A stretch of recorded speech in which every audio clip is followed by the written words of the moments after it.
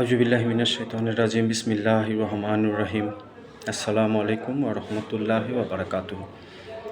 এরকম কিয়ামত কায়েম হবে, আখিরাতে প্রতিটা ধাপে ধাপে, প্রতিটা ঘাটে ঘাটে আমাদের প্রশ্নের সম্মুখীন হতে হবে। তো কিয়ামতের মাঠে যখন আমরা দাঁড়াবো, এরকম রাসূলের হাদিস থেকে জানা যায়, আপনি 1 ইঞ্চি পা ডানে বাঁয়ে সামনে পিছনে নিতে পারবেন না। 4টা প্রশ্নের উত্তর আমাদেরকে দিতে হবে। নাম্বার 1-এ, সারা জীবন কোন কাজে ব্যয় করেছি?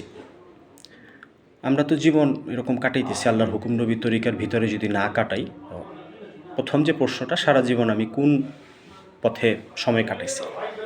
এরকম নাম্বার 2-এ, যৌবনকাল কিভাবে আমি এরকম কাটাইছি, যৌবনে আমি ইবাদত করছি কি না। আমরা যদি ভুলভাবে যৌবন সময় কাটাই, তাইলে আমরা হিসাব দিতে পারবো না। নাম্বার 3-এ, আপনার কোন পথে ইনকামটা হালাল কিনা, এবং কোন পথে ব্যয়টা হালাল কিনা, এটাও হিসাব এরকম আল্লাহ নিবে। এবং নাম্বার 4-এ, আমরা যে পরিমাণ এলেম শিক্ষা গ্রহণ করি সেই পরিমাণ আমল করছি কিনা।